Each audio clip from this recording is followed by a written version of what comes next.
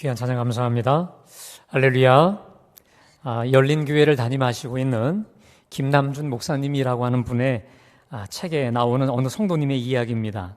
자, 이분이 원인을 모르는 이상한 병에 걸렸어요. 중년 남성인데 여러 병원을 찾아다녀도 어떠한 의사들이 다 신경성 질환이라고만 얘기하고 어떤 특별한 치료를 못하는 거예요. 자, 이분은 낮이면 불안하고 초조해요. 그리고 밤이면 불면증으로 잠을 못 자는 거예요. 급기야는 이 회사에서도 아주 모범 사원이었는데 직장도 그만둘 수밖에 없는 위기까지 가게 되었다고 하는 거죠. 자, 어느 날 어느 지인의 소개로 예수 믿는 그 정신과 병원 원장을 찾아갔습니다. 자, 젊은 사람이지만 얼마나 겸손한지, 그리고 자기 하는 말을 아주 주의 깊게 경청하면서 공감하면서 듣는 거예요. 그렇게 1시간 그러니까 믿고 이 젊은 의사에게 자기의 모든 그동안 쌓았던 아픔들을 다 쏟아놓았습니다. 자, 그랬더니 환자의 이야기를 1시간 동안 경청하던 의사가 벌떡 일어나더니 이렇게 말합니다. 선생님, 염려 마세요. 내가 선생님의 병을 고쳐드리겠습니다. 하고는 뭔가 흰 종이에다가 막 이렇게 쓰더라요. 그리고 어떤 봉암, 봉투에다가 적어서 이걸 주면서 이렇게 말합니다. 제가 선생님의 병은 웬만한 약으로는 고칠 수 없습니다. 그러나 제가 고칠 수 있는 특효약을 처방했으니 이대로만 꼭 하십시오. 오늘 밤에 집에 가서 요걸 열어보시고 요대로 꼭 해달라는 거예요. 그러니까 이분이 너무 궁금하죠. 무슨 약을 줘준 것도 아니고 봉투에다가 넣어준 건데 궁금해서 이제 기다렸다가 밤에 이제 그걸 열어봤습니다. 자, 그랬더니 처방전이라고 하면서 자, 들어보십시오. 처방전. 기아의 신속한 쾌유를 기원하며 다음과 같이 처방합니다. 약의 이름, 구약. 약의 종류, 시편 23편. 용법과 용량.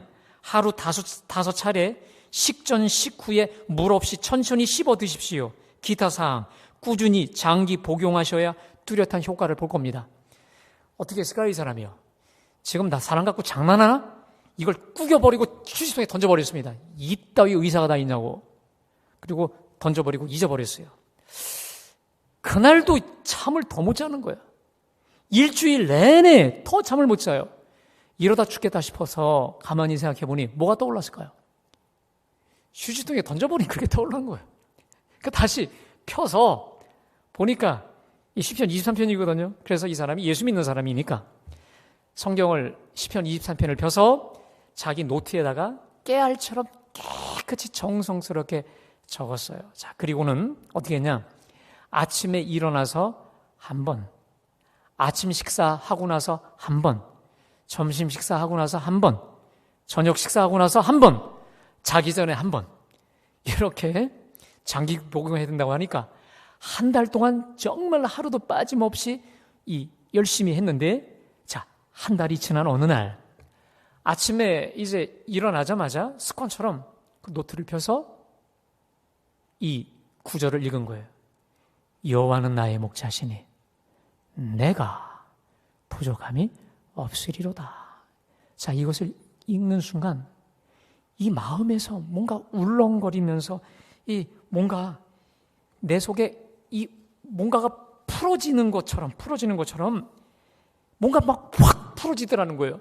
마치 낡은 콘크리트 건물이 와르르 무너지듯이 자신의 이 아집과 특별히 하나님 없이 살아왔던 이 교만함이 와르르 무너지면서 그게 보여지더라는 거예요. 그러면서 자기의 모습이 보여지는데 마치 길 잃은 어린 양과 같은 자신의 모습이 드러나면서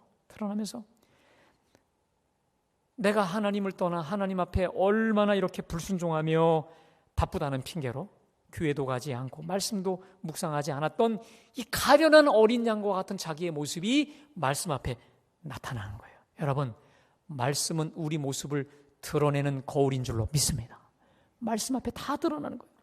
그리고 자기의 영혼을 얼마나 내가 소홀히 여겼는지 뼈저리게 땅을 치고 후회했다는 거예요. 자, 놀라운 사실은 그날 읽은 성경은 시편 23편인데 갑자기 아들을 주시기까지 사랑하신 그 하나님의 사랑이 북받쳐 오르면서 예수 복음, 십자가 복음이 북받쳐 오르면서 회개하고 또 울고 울었다는 거예요.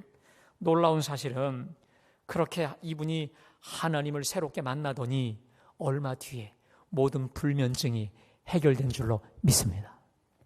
하나님의 말씀이 이 사람을 치료해 주셨다라고 하는 거죠. 여러분, 우리를 비롯해서 아마도 전 세계에 크리스찬들이 가장 좋아하는 성경을 뽑으라고 하면 단연코 시편 23편이 아니겠습니까? 자, 이 시편은 오랜 시간 동안 우리 하나님의 성도들에게 큰 위로와 힘과 소망을 특별히 가져다 주셨는데, 특별히 오늘 주시는 말씀 속에 여러분 큰 은혜와 치료가 되기를 바라는데, 특히 요즘은요, 여러분 다 아시다시피 코로나19로 얼마나 여러분들이 많이 답답하시고 힘이 드십니까?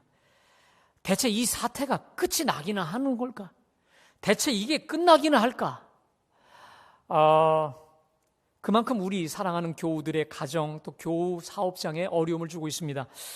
여러분, 우리 전도사님들이 요즘은 이제 일일이 가정 신방을 할 수 없기 때문에 여러분들에게 전화로 신방을 하고 계시죠. 그리고 여러분들에게 신방한 내용들은 저에게 또 보고로 일일이 다 올라옵니다. 제가 이 내용을 보면 참 여러분들의 이 사업장이나 직장, 가정적으로 많이 어려운 것을 제가 알게 돼요. 더욱이 어느 성도의 어느 성도님은 몸이 너무도 아파 고통 중에 계시는 바람에 이런 고백을 하더라는 거예요. 대체 이 시련의 끝은 어디까지입니까? 대체 이게 끝이 나기나 하는 것인지, 이 어려움을 토로하는 것도 제가 알게 되었습니다. 바라기는 여러분, 오늘 우리에게 주신 이 시편 23편이 저와 여러분에게 보약이 되고 치료제가 될 수 있기를 간절히 축복합니다. 여러분, 이 시편 23편은요, 겉으로 보면 상당히 목가적이고 한적하고 이 전원적이기까지 한 시편이지만 이 시편은 그렇지 않습니다. 이것은 이 신학자들에 의하면 다윗의 일생 가운데 가장 극한의 위기 가운데 지어진 시편이라고 합니다. 아마도 자신의 아들 이 압살롬에 의해서 울며 맨발로 쫓길 때에 지었던 시편이라고 하는데, 아마도 그 증거가 내 원수의 목전에서라든지 또 해를 두려워하지 않을 것이라든지 아니면 또 내 사망의 음침한 골짜기를 지날지라도 이 여러 가지 구절들이 바로 원수에게서 지금 쫓기고 있는데, 그 나를 쫓아 죽이려고 하는 원수가 누구냐면 내 아들, 내 자식, 내 새끼라는 거예요. 여러분, 이게 얼마나 원통하고 창피하고 정말 억울할까요? 자, 하나님은 이렇게 극한의 위기 속에, 다시 말하면 내일을 장담할 수 없는 이 극한의 위기 속에서 과거 양치기 목동이었던 다윗의 경험을 바탕으로 이 시편을 계시적으로 쓰게 하셨다라고 하는 거예요. 떠오르게 하셨다는 거예요. 그리고 이것을 묵상하고, 그리고 이 말씀으로 다윗을 위로하였고 치료해 주셨다는 거예요. 아니나 다를까, 다윗을 위로하고 치료해 주셨던 이 특효의 보약이었기 때문에 여러 우리 믿음의 사람들은 물론이거니와 오늘 예배하는 저와 여러분도 능히 치료하는 치료제요 위로의 말씀으로 주시는 줄로 믿습니다. 여러분, 오늘 본문 1절은 이렇게 시작하지요. 우리 다 같이 시편 23편 1절 말씀 다 같이 봉독할까요? 자, 시작. 여호와는 나의 목자시니 내게 부족함이 없으리로다. 아멘. 네, 여러분, 그런데 이 고백이 조금 모순적일 수밖에 없는 것은 이겁니다. 지금 외적으로 보면 모든 것이 불만이에요. 모든 것이 아쉬워요. 모든 것이 부족한 상황에서, 그래서 하나님을 향해, 하나님, 왜 나를 죽이려고 하는 원수가 대체 왜 내 자식입니까? 왜 내 새끼입니까? 라고 하나님께 얼마든지 원망하고 하나님께 대들 수도 있는 상황 아니겠습니까? 그런데 다윗의 고백을 보세요. 나는 지금 아무것도 부족함이 없다는 거예요.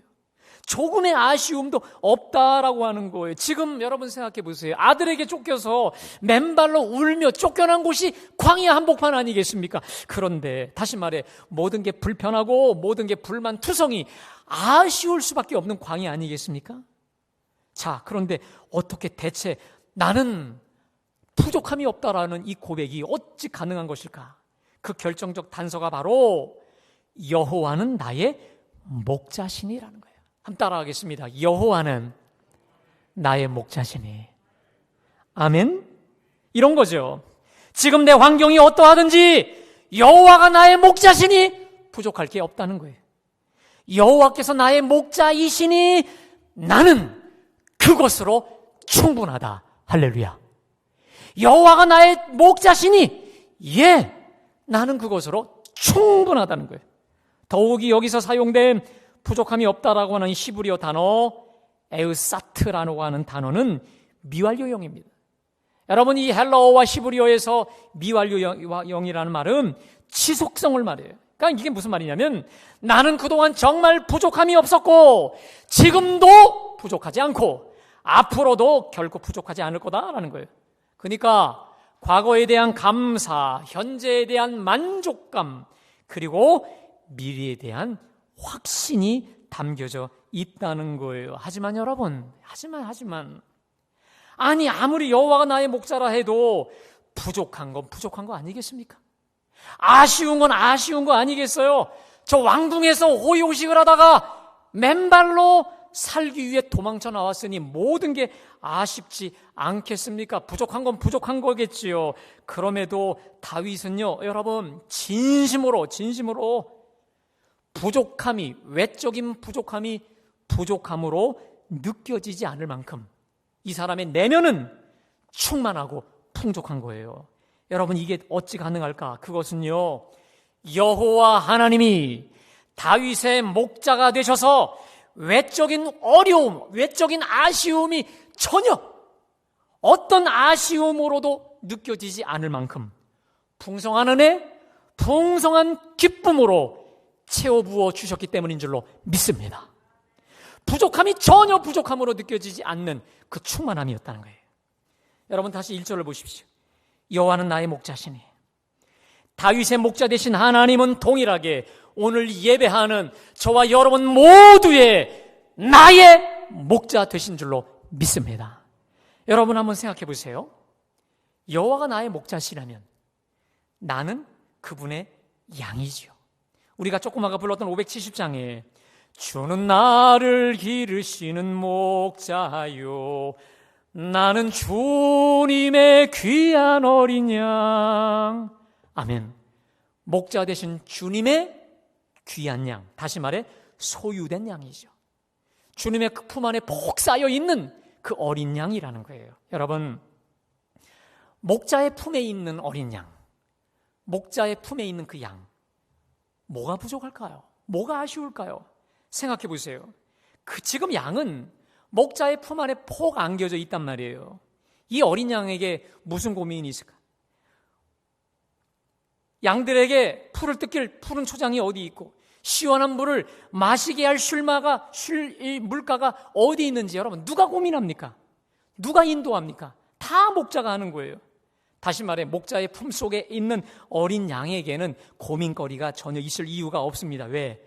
목자가 다 알아서 고민하고 목자가 다 알아서 인도하고 먹이고 채워주기 때문에 어린 양에겐 아쉬울 게 하나도 없는 거 아니겠습니까?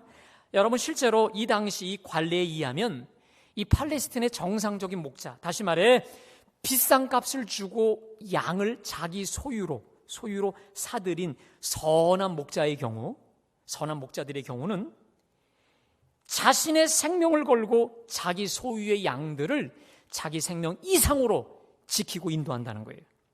여러분, 인간 목자도 이러할진데 우리 목자 되신 주님은 어떤 분이실까요?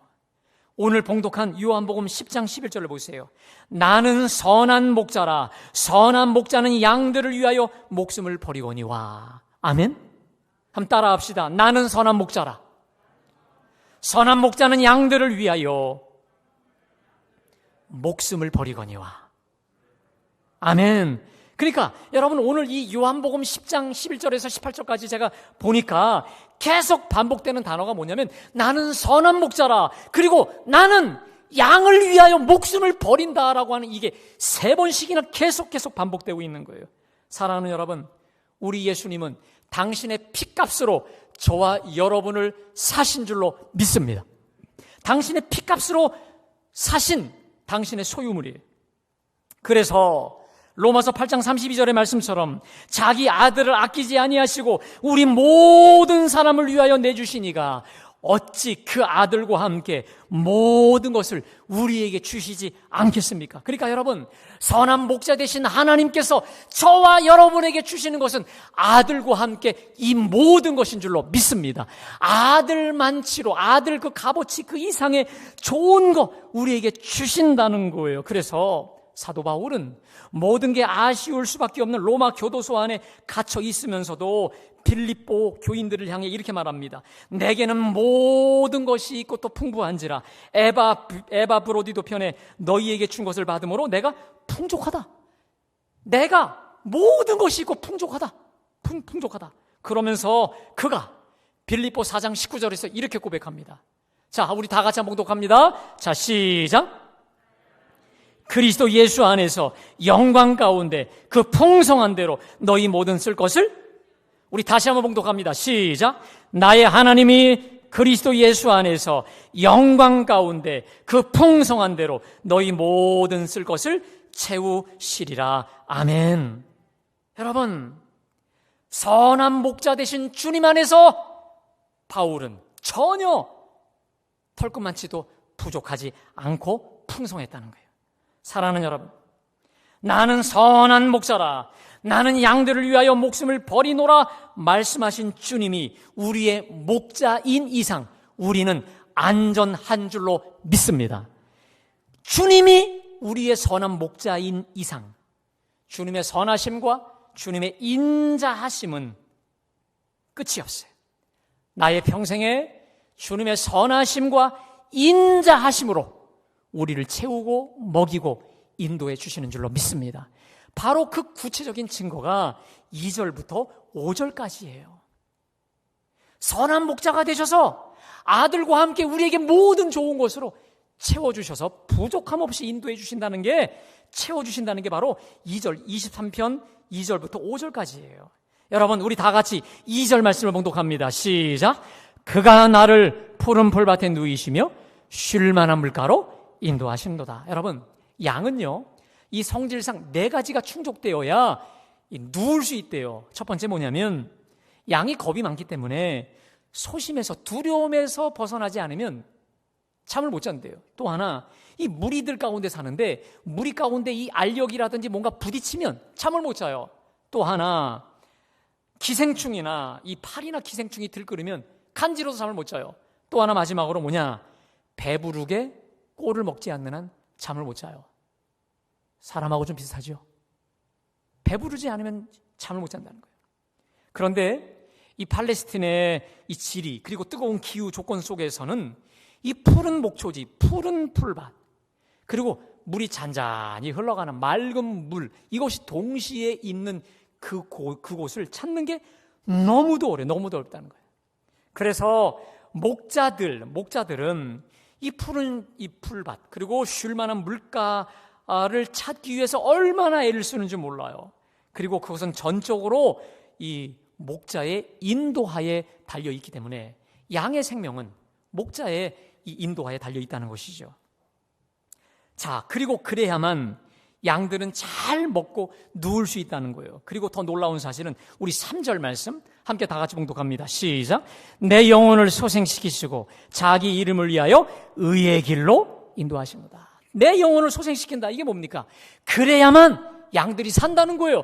양들이 깨어나고 원기를 회복하게 되더라라는 거예요. 그래서 목자들은 어떻게 해서든지 양들을 위해 더 좋은 풀, 더 좋은 물, 더 좋은 그늘이 있는 곳으로 인도하고 그곳을 향해 촉각을 곤두세운다는 거예요. 다시 말해 의의 길로 인도하신다는 거예요. 의의 길로. 푸른 풀밭, 쉴 만한 물이 있는 그 좋은 길, 옳은 길, 그 생명의 길로 인도하려고 최선을 다하는 게 바로 목자라고 하는 것입니다. 마찬가지로 우리의 선한 목자 되신 우리 주님은 우리가 결코 줄이지 않도록 우리 자신을 또 우리 교회를 푸른 풀밭, 쉴 만한 생수, 그리고 생수가 솟아나는 쉴 만한 샘터로 우리를 언제나 보호하시고 인도해 주시는 줄로 믿습니다. 우리 하나님은 그래서 우리에게 늘 영의 양식 말씀을 공급해 주신다는 거예요. 그래서 우리 각자가 있는 성경 말씀을 통해서 공급해 주시고, 또 담임 목사를 통해 설교 중에 주시는 말씀의 꼴로 우리 영혼을 소생케 한다는 거예요. 더욱이 우리 교회 오래 펴어가 기도하는 일에 전념하는 교회로 정하도록 주님이 의의 길, 생명의 길로 인도해 주시지 않았습니까? 사랑하는 여러분, 그래서 담임 목사인 제가 하나님이 예비하신 푸른 꼴로 아주 맛있는 꼴, 싱싱한 꼴, 특별히 시원한 생수의 말씀을 전할 수 있도록 여러분들이 저를 위해 기도해 주시고 중보해 주시기를 간절히 부탁합니다. 자, 여러분, 근데 여기서 우리가 특별히 짚고 넘어가야 될 중요한 문구가 있습니다. 그것은 자기 이름을 위하여. 따라하겠습니다. 자기 이름을 위하여.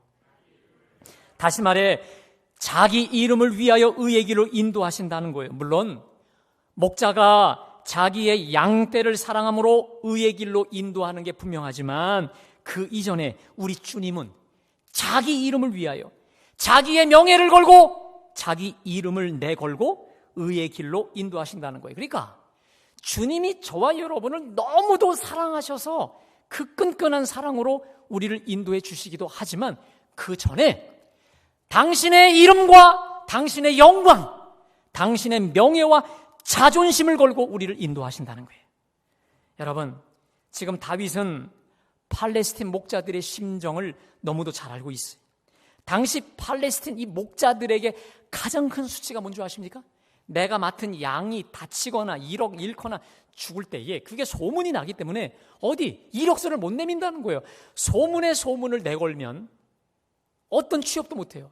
여러분 아시다시피 이세의 아들이었던 다윗은요, 아버지의 양을 너무도 잘 줬어요. 그래서 동네, 이 문헌에 의하면 동네 여러 사람들이 아들, 막내둥이 이 다윗에게 많은 양들을 맡겼다는 그런 이야기들도 있듯이, 여러분, 당시에 이 팔레스틴 목자들에게 양을 소홀히 잘못 관리하는 것은 최고의 수치였기 때문에 그들은 양도 사랑하지만 자신들의 명예와 자존심을 걸고 양을 지켰듯이, 여러분, 우리 선한 목자 되신 주님이야말로 당신의 명예와 자존심과 영광을 이름에 걸고 우리를 의의 길, 생명의 길로 인도해 주신다는 것을 믿으시기를 축원합니다.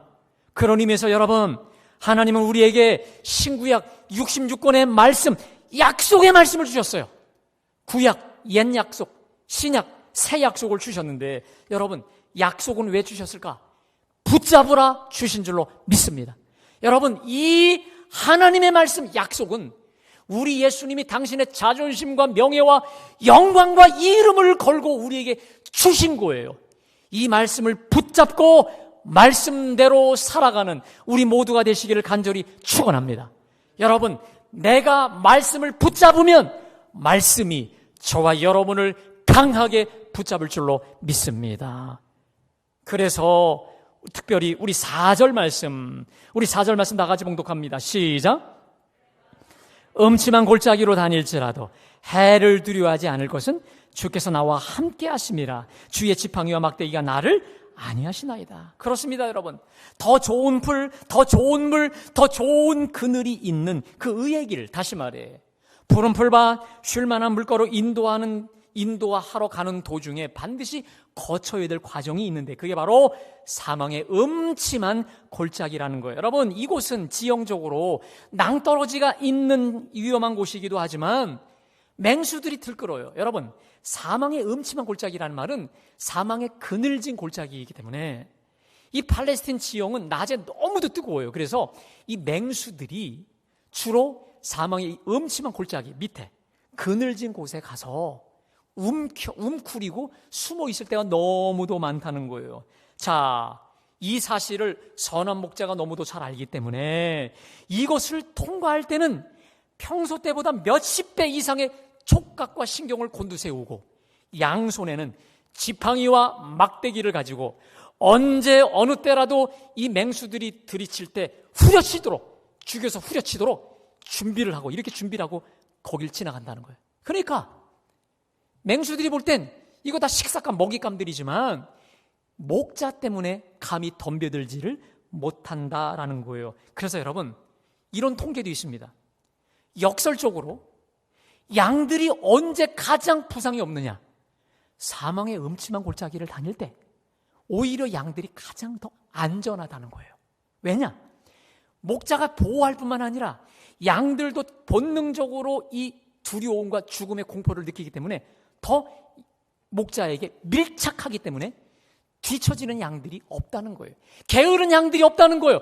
더 목숨을 걸고 양에게 바짝 붙기 때문에 실제로 더 안전한 곳은 사망의 음침한 골짜기이기도 하다는 거예요.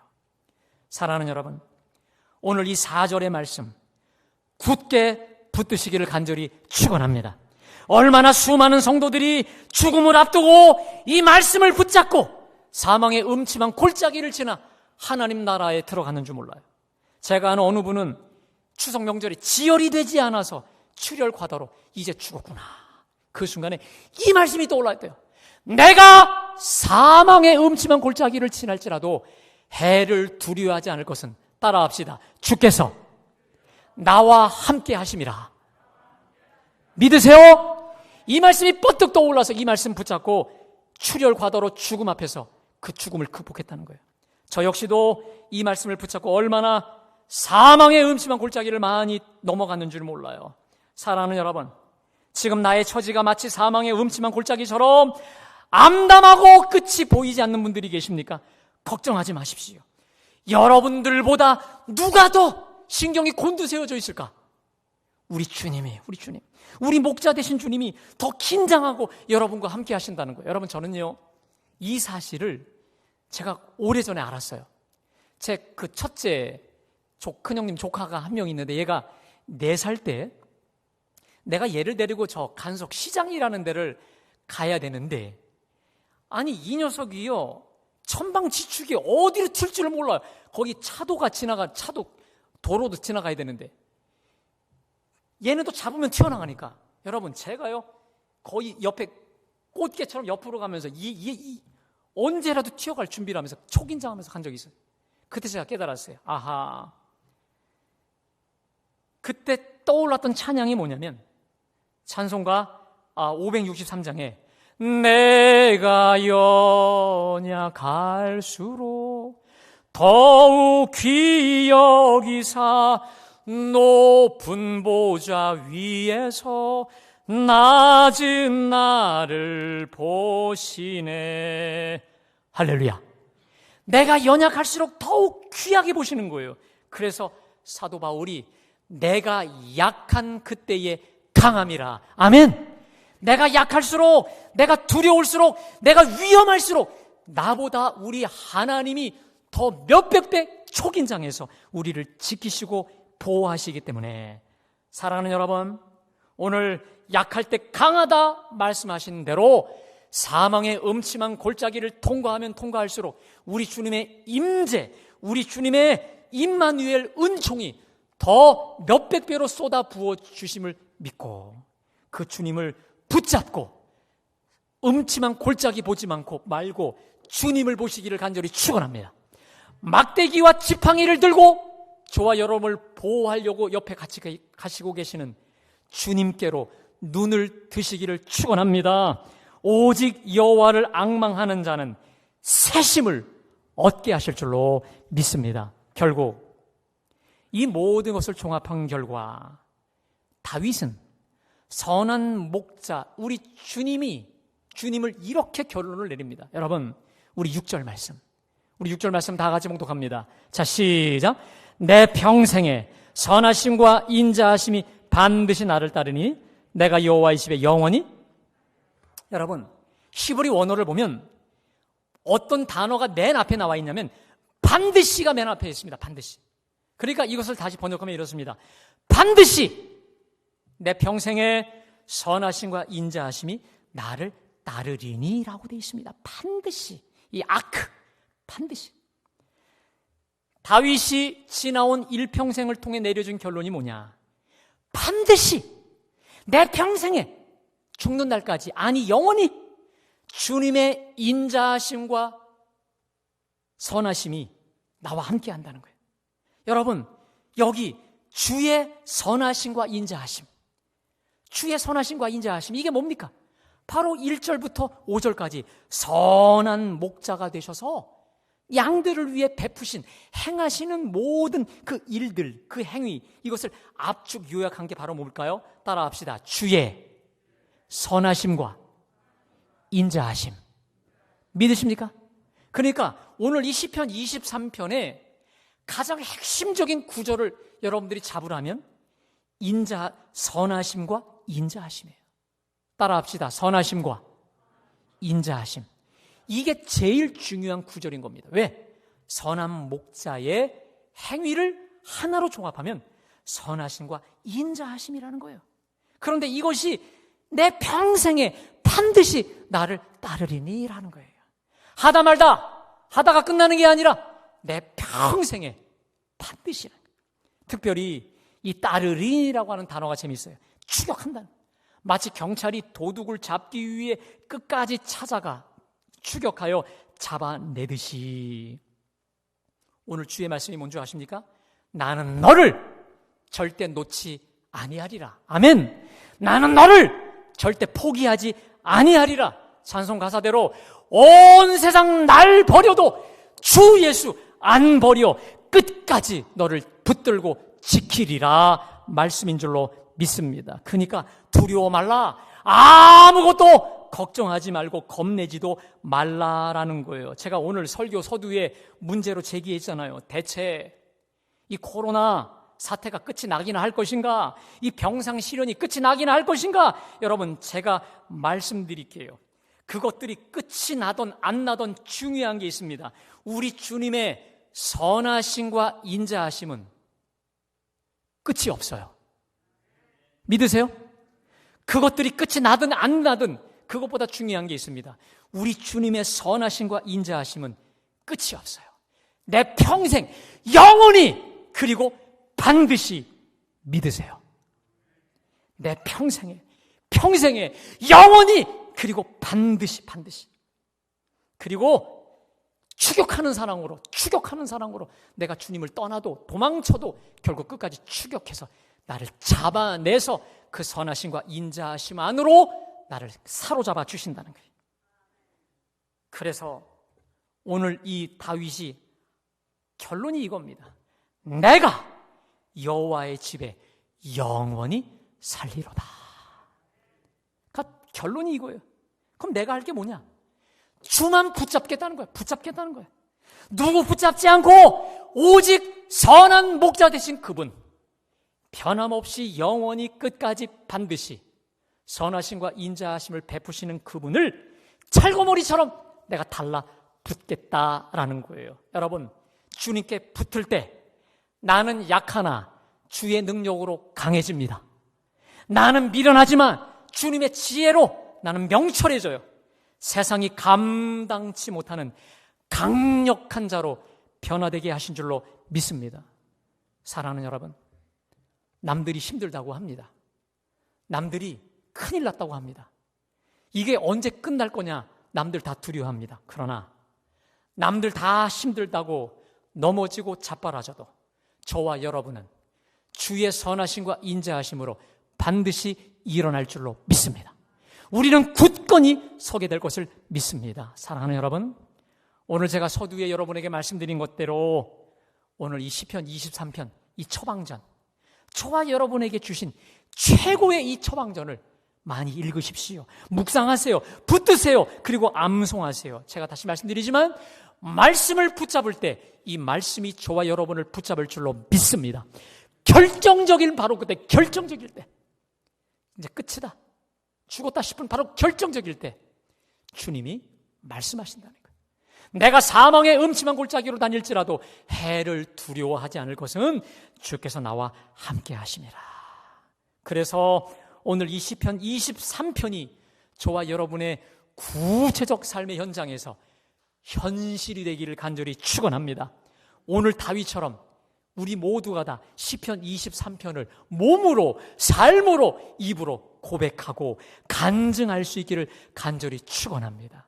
그래서 또 다른 시편 23편의 저자들 우리 모두가 될 수 있기를 간절히 축원합니다. 여러분, 특별히 오늘 예배 후에 거기 여호와는 나의 목자시니인데 나와 내에 해당하는 거기에 내 이름을 넣어보세요. 예를 들어 여호와는 김영생의 목자시니 김영생에게 부족함이 없으리다. 이런 식으로 여러분의 이름을 넣어서 묵상해 보십시오. 또 다른 은혜가 있을 것입니다. 저는 오늘 마지막으로 오늘 시편 23편 여기 나에다가 우리 갈보리 교회를 넣어서 기도하는 걸로 마치겠습니다. 기도하겠습니다.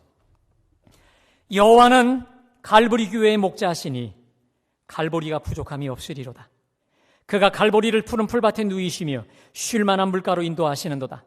갈보리를 소생시키시고 자기 이름을 위하여 의의 길로 인도하시는도다.